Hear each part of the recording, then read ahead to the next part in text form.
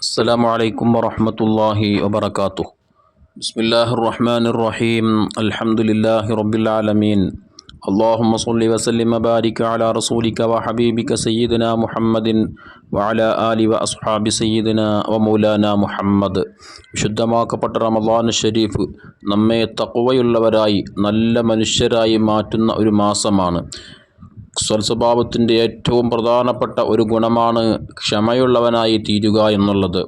തെറ്റുകളോട് മാറി നിൽക്കാൻ നല്ല ക്ഷമ വേണം.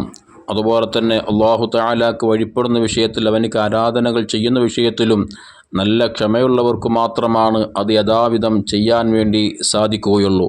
അള്ളാഹുവിൻ്റെ പരീക്ഷണങ്ങൾ പല നിലക്കും വരാം. അള്ളാഹു സമ്പത്ത് നൽകി പരീക്ഷിക്കും, സമ്പത്ത് നൽകാതെ പരീക്ഷിക്കും.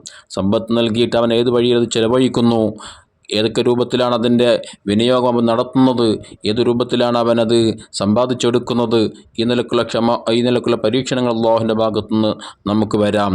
സമ്പത്ത് നൽകാതെ ദാരിദ്ര്യം കൊണ്ടും അള്ളാഹു തആല പരീക്ഷിച്ചേക്കാം. അതുപോലെ രോഗം നൽകി മക്കളെ നൽകാതെ, ഇങ്ങനെ പല നിലക്കുള്ള പരീക്ഷണങ്ങളും അള്ളാഹുവിൻ്റെ ഭാഗത്തുനിന്നുണ്ടാകുമ്പോൾ ഇതിലൊക്കെ ക്ഷമയുള്ളവർക്ക് മാത്രമാണ് രക്ഷപ്പെടാൻ, വിജയിക്കാൻ വേണ്ടി സാധിക്കുകയുള്ളൂ. എന്നാൽ ഈ ക്ഷമയെല്ലാം നമ്മെ പഠിപ്പിക്കുന്ന പുണ്യമാക്കപ്പെട്ട മാസമാണ് വിശുദ്ധമാക്കപ്പെട്ട റമളാൻ ഷരീഫ്. നോമ്പനുഷ്ഠിക്കുക വഴി അവൻ ആ ക്ഷമ ശീലിക്കുകയാണ് ചെയ്യുന്നത്. കാരണം 10-11 മാസത്തോളം അവനക്ക് പലതും ഹലാലായ വിഷയങ്ങൾ, അവനക്ക് ദേശം ഭക്ഷണം കഴിക്കാമായിരുന്നു, ദാഹിക്കുമ്പോൾ വെള്ളം കുടിക്കാമായിരുന്നു, അതുപോലെ തന്നെ മറ്റു പല കാര്യങ്ങളും അവനക്ക് സംസാരിക്കാമായിരുന്നു, നോക്കാമായിരുന്നു, എല്ലാം ചെയ്യാമായിരുന്നു. പക്ഷേ അതിൽ പലതും അല്ലാഹു തആല വിശുദ്ധമാക്കപ്പെട്ട റമളാൻ ഷരീഫ് നോമ്പനുഷ്ഠിച്ച വ്യക്തികൾക്ക് നിഷിദ്ധമാക്കി. അഥവാ നോമ്പനുഷ്ഠിച്ച വ്യക്തി അവൻ പ്രഭാതം മുതൽ സുബ്ഹി മുതൽ മഗ്രിബ് വരെ ഒരിക്കലും അന്നപാനീയങ്ങൾ ഉപയോഗിക്കാൻ പാടില്ല. അത് തീർത്തും അവൻ ഒഴിവാക്കണം.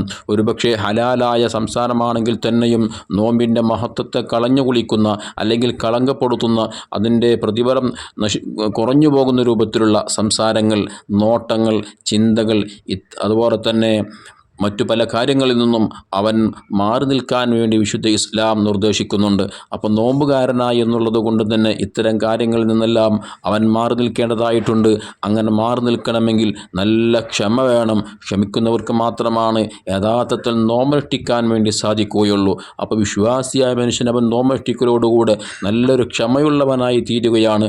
അവനെ ക്ഷമ പഠിപ്പിക്കുകയാണ്, ക്ഷമ പരിശീലിപ്പിക്കുകയാണ് മഹത്തായ റമളാൻ ഷരീഫ്. ഹബീബ് സല്ലല്ലാഹു അലൈഹി വസല്ലം തങ്ങൾ മഹത്തായ റമളാൻ ഷരീഫിൻ്റെ മഹത്വങ്ങൾ എണ്ണിയ കൂട്ടത്തിൽ ഇമാം ബൈഹഖി റളിയല്ലാഹു അൻഹു ഉദ്ധരിക്കുന്നുണ്ട്. മുത്തുനബി സല്ലല്ലാഹു അലൈഹി വസല്ലം തങ്ങൾ പറയാണ്, വഹുവ ശഹ്റുസ് സബ്ർ, അത് ക്ഷമയുടെ മാസമാണ്. വിശുദ്ധ റമളാൻ ഷരീഫ് ക്ഷമ പരിശീലിപ്പിക്കുന്ന, ക്ഷമ പഠിപ്പിക്കുന്ന മാസമാണ്. ക്ഷമിക്കുക വഴി അവൻ എന്താണ് ലഭിക്കുക? ഹബീബ് സല്ലല്ലാഹു അലൈഹി വസല്ലം തങ്ങൾ തന്നെ പറഞ്ഞു, വസ്സബ്റു സവാബുൽ ജന്ന, ക്ഷമ അതിനുള്ള പ്രതിഫലം സ്വർഗ്ഗമാണ്. അല്ലാഹു തആല എല്ലാ സുഖാഡംബരങ്ങളെ കൊണ്ടും അലങ്കരിച്ച അനുഗ്രഹീതമാക്കപ്പെട്ട സ്വർഗം ഈ ക്ഷമിക്കുന്നവർക്ക് അല്ലാഹു തആല നൽകും. അതുകൊണ്ട് തന്നെ നോമ്പിലൂടെ നാം ക്ഷമയുള്ളവരായി തീരുകയും നന്മകൾ ധാരാളം ചെയ്യാനുള്ള കഠിന പ്രയത്നം നടത്തുക, തെറ്റുകളിൽ നിന്ന് പൂർണ്ണമായി മാറി നിൽക്കാനുള്ള കഠിന ശ്രമം നടത്തി നമ്മുടെ സ്വന്തം ശരീരത്തെ നല്ലൊരു വ്യക്തിത്വമായി തീർക്കുക, അതാണ് നോമ്പ് കൊണ്ട് ഉദ്ദേശിക്കുന്നത്. അങ്ങനെ തഖ്വയുള്ളവനായി തീരുമ്പോൾ തീർച്ചയായും അന്തിമ വിജയം വൽ ആഖിബത്തു ലിത്തഖ്വാ എന്ന് പറയപ്പെട്ടതുപോലെ അവനായിരിക്കും, തഖ്വയുള്ളവനായിരിക്കും അന്തിമ വിജയം. അല്ലാഹു തആല അക്കൂട്ടരിൽ നമ്മെല്ലാവരെയും ഉൾപ്പെടുത്തി തരട്ടെ. ആമീൻ. അസ്സലാമു അലൈക്കും വറഹ്മത്തുള്ളാഹി വബറകാതുഹു.